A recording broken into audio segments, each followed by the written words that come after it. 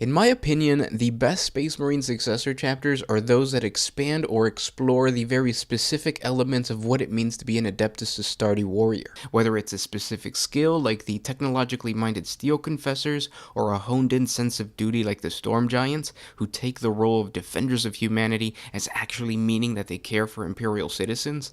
And to further expand on this concept, I want to focus in on a popular successor chapter of the Dark Angels whose lore emphasizes the monk aspect of a Space Marine warrior.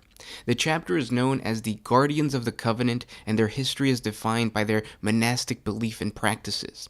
As scions of the Primarch Lionel Johnson, the chapter is considered part of the Unforgiven, an exclusive group of Dark Angel successor chapters whose highest-ranking members are in charge of keeping the secrets of the betrayal of Luther and the Ancient Legion's past heresy. Perhaps it is in this inherited secret history hidden within the heavily guarded tomes and data slates of the Unforgiven chapters that push the Guardians of the Covenant to take on such a monastic devotion to the scholarly works of the chapter. Throughout the chapter's long and mysterious history, they have figured out a way to use the art of war as a weapon stronger than any chainsword. The chapters of Astartes study the teachings of the Emperor and their Primarch in minute detail, attaining a unique perspective on the object of their diligent studies. Every shred of ancient wisdom is absorbed, debated, and analyzed so that no ruse or stratagem is beyond the Guardians of the Covenant, and none may better them on the field of battle. True warrior monks of the Emperor, they have penned several tomes that have been added to the lore of the Lion over the millennia, and the chapter's literary works have become legendary amongst those in the entire Segmentum Pacificus. Rogue traders and inquisitors will go to great lengths to add one of the chapter's books to their library. Even a single page from a battlefield guidebook is coveted by anyone wishing to expand their martial knowledge, and the Battle Brothers of the chapter take great pride in their mastery of the written word. Each warrior monk is a master of calligraphy. These supremely skilled artificers spend long hours adorning the chapter's arms, armor, banner, and even the flanks of their war machines in spidery handwritten text extracted from the pages of various tomes held sacred to each Space Marine. To the other chapters, this strange urge to express their veneration through writing is a complete anomaly. Perhaps it's the deep-seated biological abnormality found within the gene seed, or it could be a generational skill passed down for so long that neophytes and aspirants are prepped for these skills from the very beginning. Whatever the case, there is no chapter more wrapped up in the monastic rituals and scholarly works as the Guardians of the Covenant. The chapter has even formed very close ties to the Adeptus Mechanicus in the region and has earned the respect of the priesthood for their incredibly diligent work. The Guardians are granted access to stores of advanced equipment and Imperial technology as a result to their incredibly strong understanding of the machine spirit. Uncharacteristically, there are many forge worlds that openly trade secrets with the Guardians as long as their manufactorums and forges benefit from the chapter's literature. The Guardians of the Covenant reside on the feudal world of Mortica 7 in the western rim of the Segmentum Pacificus. They maintain scriptoriums in their fortress monastery where every Astarte of the chapter is expected to spend time learning as well as aiding the chapter in the creation of illuminated manuscripts of sacred imperial knowledge. This is a duty that is as important as combat drills or defense training. Every battle brother, no matter the rank, must partake. Unlike other Space Marine chapters, the Guardians of the Covenant respect and value human life. Their involvement with the rest of the Imperial citizenry is more than likely a result of the chapter's monastic orders and their understanding of such a human skill. One of their most notable acts of kindness towards humanity was the Forlex rescue, where over 100,000 Imperial colonists were safely evacuated from the colony world of Forlex after a Necron stasis crypt was awoken. Striking like a lightning bolt from above, the Guardians of the Covenant drove the Xenos back into their technological dungeons and saved human lives. And this Xeno race was not the only one the Guardians have had to face in their Segmentum. An alien race known as the Lelith poured out of the Halo stars and assaulted the subsectors under Imperial control. The Guardians of the Covenant engaged them in battle, and despite heavy losses, were able to drive this species back into the void and reclaim the subsector for mankind. Unfortunately, the exact date of this occurrence has been lost to Imperial records. Now, since the inclusion of the Primaris Marines within the Guardians of the Covenant, these genetically superior warriors have proven their worth time and time again. During the Battle of Heltopia, the intercessor squads of the Guardians of the Covenant were able to deploy out of their repulsor armored transports to quickly form firing lines in order to stem the flow of plague zombies that were overtaking the Hive City hab block by hab block. After quelling the swarming advance at one intersection, the Intercessor Squad would reboard and race towards their next location, and by doing so, they successfully countered the slow-moving, but almost innumerable foe. The Guardians of the Covenant also participated in the Massacre of Darkmoor, where elements of half a dozen Unforgiven chapters descended upon the shrine world of Darkmoor. All had followed their librarian scrying to the planet, searching for the newly materialized Fallen Angel cipher. It wasn't long before they discovered that they weren't the hunters, but rather the hunted. The warp storms that subsided to allow their armies into Darkmoor's orbit returned in force, and on the planet's surface, the Unforgiven found the world's vast cathedrals in ruins and its populace slaughtered.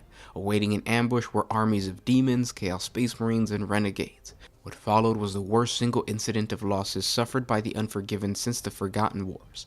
Less than 100 Space Marines from the original contingent of 1,000 managed to escape, and they only did so because they pursued Cypher, who in his attempt to flee, led them to a secret teleportation device. Since then, the chapter continues to lean on their monastic ideology and protect the Imperium as best they can. Now, before we move on to the next Space Marine chapter, please let me know in the comment section below what chapter you guys would like me to cover next. Space Marines have always been viewed as the valiant defenders of the Emperor of Mankind's realm.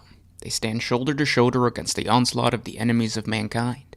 And although this is entirely true, there is another side to the Astarte warrior, a predatory nature that is at the core of so many loyalist Space Marine chapters. They do not stand sentinel over their care, but instead ruthlessly pursue the enemies of mankind throughout whatever battlefield the foe decides to take refuge in. This relentless and proactive tactic of hunting down the enemy before he has a chance to strike is best displayed in the Loyalist Space Marine chapter known as the Iron Hounds.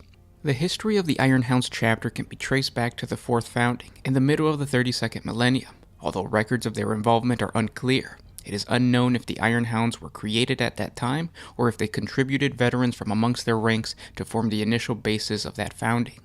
If the latter is true, then the Iron Hounds would have participated in the War of the Beast against the massive Orc Walk that threatened to destroy Terra, which then sparked the new founding. Either way, the few clear records of that era do point to the existence of the chapter's homeworld of Ornis, thus establishing the chapter in the Ultima Segmentum and confirming the chapter's lineage to the Ultramarines. It's no surprise that the Iron Hounds have always been firm allies with other scions of Guilliman, never hesitating to pledge warriors in support of the defense of Ultramar. But unlike their Gene brothers, the Iron Hounds develop completely different tactics on how they like to wage war. Imperial scholars agree that it is a delight to watch the Iron Hounds hunt. Once the chapter has zeroed in on a target, it begins a coordinated assault that is both patient and surgical. By the time the prey has spotted the Iron Hound's decoy force, the rest of the chapter is in place to begin the assault. The majority of the invasion's success has already been calculated before the enemy has time to realize it was chosen as a target. Thus, victory has already been achieved during the deployment phase of the battle, a tactic many of us wargamers should practice. To represent this cunning predatory nature, the Iron Hounds have adopted the chapter badge of a black hound head with an iron collar centered on a field of white. This is proudly worn alongside their silver power armor. The Iron Hounds are a highly cooperative force. The bonds they form go beyond their personal companies. Each battle brother is trained to work just as efficiently with any member of another company as their own. This cooperation also extends to other chapters, as the Iron Hounds will almost always honor the call to arms from any other Imperial force. Such was the case during the assault of the Caban subsector, where the Iron Hounds pledged 2 companies to deal with the greenskins of the Caban subsector during the Psychic Awakening. The Caban subsector is a region of Imperial space that was infected with orcs, and a horde of these Xenos began to emerge from the subsector in order to assault the surrounding Imperial worlds. The Inquisition discovered that the WOG was set to collide with a different orc horde led by war boss Backrash, enhancing the potential destructive power of both. To prevent this from happening, the Ordo Xenos tasked the Death Watch with killing Backrash, but the operation ended in failure. This caused Backrash to lead his WOG into the Caban subsector and make war upon the orcs already rampaging within it. Fearing that one warlord would soon emerge and unite the orcs, the Ordo Xenos immediately requested aid of several companies from the Rift Cobras, the Templars of the Covenant, and the Iron Hounds chapter. With their long history of fighting the Greenskin, the Iron Hounds expertly coordinated assaults with the other chapters and successfully destroyed many of the orc strongholds. Their goal was to quickly and efficiently cripple the WOG's momentum before they stopped fighting each other and turned their full attention to the Imperial forces. Now, the chapter has suffered some losses in recent times due to their offensive nature. Such was the case during the Third War of Domnos, when an invasion force of the Necron-Zeracon dynasty descended upon the mining world of Domnos. The planet sent out pleas for aid from the Ultramarines, who at that time were engaged in a number of major conflicts, and with most of their strength utilized elsewhere, the chapter had a few Astartes to spare to help the besieged world. Nonetheless, the chapter had already given too much previously in Damnos' defense to abandon it completely, and so a small strike force of Ultramarines and several regiments of the Ultramar Auxilia were sent to aid it. The chapter knew that the forces that had been deployed to Damnos would be inefficient to defeat the Necrons, and so requested aid from allies in different chapters. Their requests were answered, and when the Ultramarines arrived on Damnos, they were joined by contingents from several successor chapters, including the Iron Hounds, the Brazen Consuls, and the Libators. The Iron Hounds didn't hesitate to begin their assault on the Necron legions. They forced their way closer and closer to the Overlord Zeracon, prepared to end the Tomb World's reawakening by killing its leader.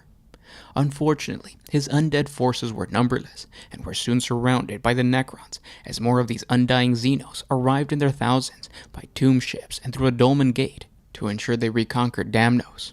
Understanding that the end was near for the Space Marines, the Mandeville point for the Damnos system once again flared as it opened to the warp. The Imperial force feared that another foe was about to join the conflict, but instead, it marked the arrival of reinforcements sent by the Salamanders and the White Scars chapter. They had received the Ultramarines' request for aid, and proceeded to join the battle to retake Damnos from the Necrons. The chapter's success with joint military campaigns was utilized during the Plague Wars, when the Iron Hounds had the great honor of marching to battle alongside their Primarch Guilliman and the Ultramarines against the Death Guard Traitor Legion. With their ranks bolstered by Primaris Marines, and their spirits fired by the return of their Primarch, the Iron Hounds launched a full assault against the territories of the Servants of Nurgle. These diseased worlds form the outpost of the Plague Marines, in a star system collectively known as the Scourge Stars. Many within the Imperial High Command believe that the daring crusade into the heart of the enemy's territory may have cost the chapter its life. No contact of any kind has been received since the chapter began its assault. The Iron Hounds chapter may be completely destroyed. And that's the brief lore of two very distinct Space Marine chapters. If you guys have any suggestions, let me know what they're in the comment section below. And thank you guys so much for listening. This was Gershwin with One Mind Syndicate signing out. Oh,